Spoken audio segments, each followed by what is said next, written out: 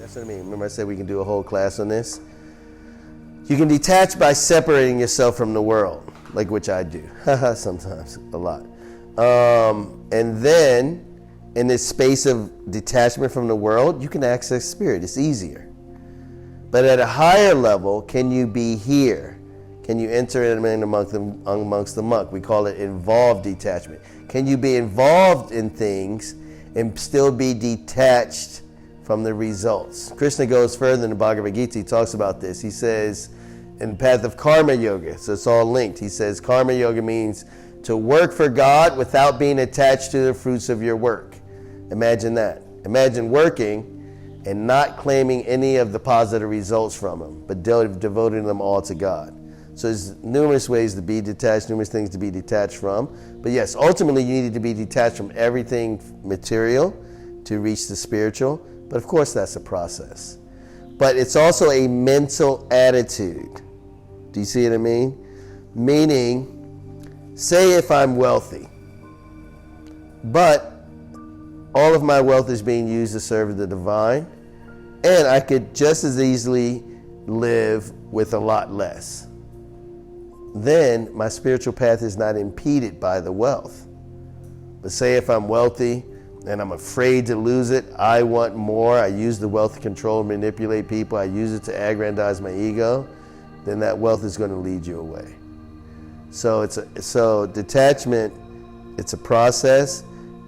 To reach the absolute goal, yeah, it has to be absolute from the material, but it's also a mental attitude that you're carrying.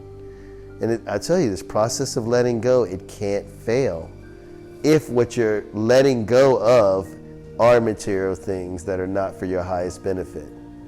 And if you're in doubt, let go and then open up, right? And then there's also, I sometimes, and I have to watch myself, I've been trained like this, so I've learned to be able to let go. But in letting go so much, sometimes you have to push things away because things want to attach to you, right? So then you have to be what's called skillful, expert. And it says this a lot. Buddhism says it a lot, teachings of yoga says it a lot also. You really have to be skillful. This is why you need discrimination. This is why discrimination is the first quality. What should be let go of and what should be used, right? What should be pushed away and what should be embraced and welcomed, right? And that could be a flow. That could change over time. So you need discrimination, practice, and skill. The best way to get all of those is sincerity. If you are sincere, the ways and means appear. I get this all the time. I do private counseling. A lot of times I'll say something and people will be like, well, how? And they say that they're not going to move until they know the how. You can't see all the how. What you do is you set your intention firmly, right?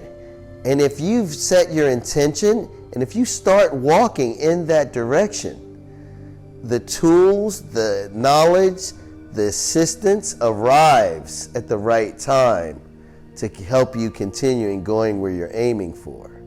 But you have to set out. So that's the same with letting go. Let go and then be open to see what returns. Be open, right? And that's life. It's a balance between closing to this, opening to that, right? Letting go of this, embracing that. We have to be skillful.